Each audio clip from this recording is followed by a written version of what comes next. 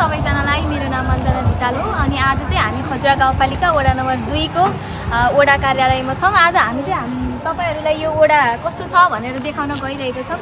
हाम्रो वडामा चाहिँ के कस्तो उपलब्धि के कस्तो चेन्ज भइरहेको छ भनेर चाहिँ आज हजुरहरुलाई देखाउन गइरहेको छौँ। आशा छ हजुरहरुले धैर्यतापूर्वक हेरिदिनु हुनेछ।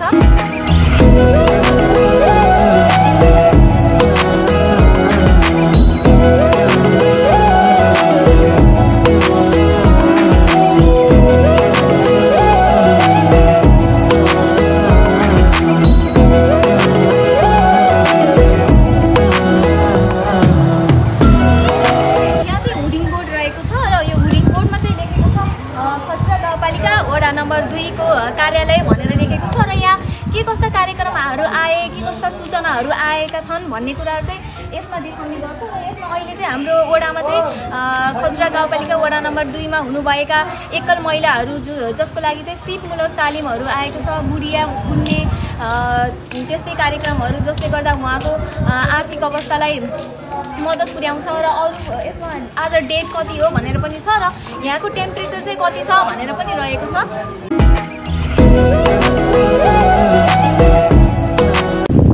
अनि यहाँ चाहिँ रहेको छ यो चाहिँ हाम्रो खजुरा गाउँपालिकाको नै नक्सा रहेको छ। र खजुरा गाउँपालिका चाहिँ 101.51 वर्ग किलोमिटर रहेको भनेर चाहिँ सामान्य हाम्रो पालिका चाहिँ कति रहेछ त भन्ने कुरा पनि हाम्रो यहाँको बासिन्दाहरूलाई थाहा होस् भनेर चाहिँ यो नक्सा पनि भएको छ। र यो चाहिँ हो हाम्रो खजुरा गाउँपालिका 2 सीतापुर बाँकेको नक्सा चाहिँ हाम्रो चाहिँ यहाँ कति वर्ग किलोमिटर रहेको छ भन्ने कुरा पनि छ। अनि यसमा अनि यो रहेको छ हाम्रो चौतारी। यहाँ चाहिँ शीतलको लागि शीतलमा बस्ने जुनहरू हुनुहुन्छ सेवा लिन आउनुभएको अनि भिडहरू भयो भनेपछि यहाँ यसो बाहिर बस्न पनि सक्नुहुन्छ। अनि त्यस्तै गरी जाडो महिनामा चाहिँ यहाँ आगो बालेर आगो ताप्न पनि सकिन्छ, त्यसको चाहिँ सुविधा रहेको छ।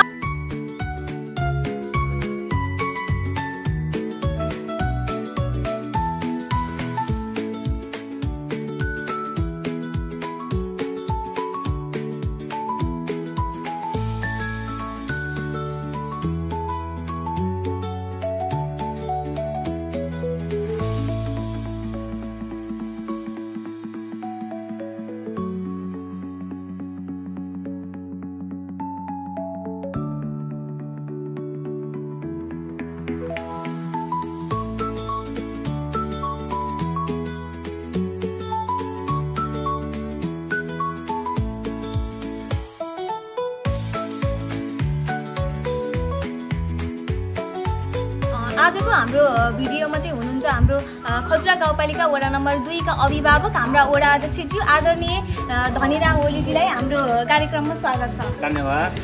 हामी चाहिँ आज खजुरा गाउँपालिका वडा नम्बर 2 मा छौँ र यहाँको सेरोफेरो हेर्दाखेरि एकदमै रमाइलो, एकदमै वातावरण पनि एकदमै सन्तुष्टि एकदम राम्रो देखिरहेको छ। र यस्तो विकास भइरहेको छ। र अझै पनि यो वडा नम्बर 2 लाई चाहिँ नमुना वडा बनाउनको लागि सरले के कस्ता योजना बनाउनु भएको छ र के कस्ता विकासका कार्यक्रमहरू भइरहेका छन्।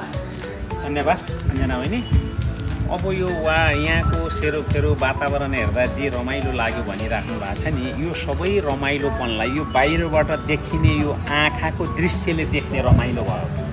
वडा कार्यालयले बनाइराखेको प्लान के हो भने आँखाले देखेको दृश्य राम्रो मात्रै होइन कि हृदयको अन्तर्स्फरणबाट यहाँ सेवा लिन आउँदाखेरि पनि यत्तिकै सुन्दर छ, यत्तिकै सहज छन्। यहाँका सबै जनप्रतिनिधिहरू सहज हुनुहुन्छ, यहाँका कर्मचारीहरू सहज हुनुहुन्छ भन्ने भावसहित हामीले हाम्रा वडावासीहरू या अन्यत्रबाट आउने पनि हाम्रा सेवाग्राहीहरूलाई हामीले चुस्त दुरुस्त तन्दुरुस्त तरिकाले चाहिँ के गर्ने त भन्दा सेवा प्रवाह पनि गर्ने र उहाँहरू यो वडा कार्यालयमा सेवा लिन आइराख्दाखेरि बाह्य वातावरणले पनि उहाँहरूलाई आकर्षण गरोस् भन्ने हिसाबले हामी यो बगैँचा अर्थात् गार्डनिङको कुरादेखि लिएर सेल्फी पोइन्टदेखि लिएर डिजिटलाइज चाहिँ सूचना प्रदान गर्नेदेखि लिएर यो यता देखिराखिएको यो हाम्रो वडाको नक्सा अलग्गै हिजो हामी कस्तो वार्डमा थियौँ, हाम्रो वार्ड कस्तो थियो हिजो साबिकको सीतापुर आज खजुरा 2 अनि खजुरा गाउँपालिकाको नक्सा पनि सँगै राखिदिएका छौँ। त्यो उतापट्टिको दृश्य हेर्नुभयो भने यो हाम्रो नमुना यो करेसाबारी हो। भनेपछि तपाईँहरू जस्तै मान्छेहरू या अरू सेवाग्राहीहरू आउनुभयो भने पनि आफ्नो वरिपरि खाली रहेको जमिनमा हामीले परेसाबारीमा थोरै तरकारीहरू उत्पादन गरेर पनि प्राङ्गारिक तरकारीहरू आफैले सेवन गरेर स्वस्थ हुन सक्छौँ एकातिर र अनि अर्कोतिर यही तरकारी खरिद गर्दाखेरिका बाह्य विदेशी नै पैसाहरू पनि रोक्न सक्छौँ भन्ने मूल ध्येयले यस्तो जाओस् भन्ने हो। र अर्को यो विकासका कुराहरूमा हामीले विशेष गरी अहिले पहिलो चरणमा ध्यान दिएका थियौँ बाटो घाटो भौतिक पूर्वाधारहरू जस्तो भौतिक पूर्वाधारहरूमा सडकहरूको कुरा बिजुलीको कुरा विद्यालयका भवनहरू बनाउने कुरा लगभग मलाई लाग्छ अब धेरै मात्रामा यो वर्ष सकिसकेको छ र हामी आगामी 82-83देखि अब मानव संसाधनको विकास विशेष गरेर स्वरोजगार कसरी बनाउने बालबालिकाहरूको मनोविज्ञान जे अलिकति उद्वेलित भएर बाह्य चिजहरूको आकर्षणमा परेर बिग्रिने कुलतमा पर्ने कुरा छ बालबालिका किशोर किशोरी उहाँहरूलाई कसरी एउटा लाइनमा ल्याएर समाजको मूल स्ट्रिममा ल्याउने भन्ने कुराको योजनाहरू गर्ने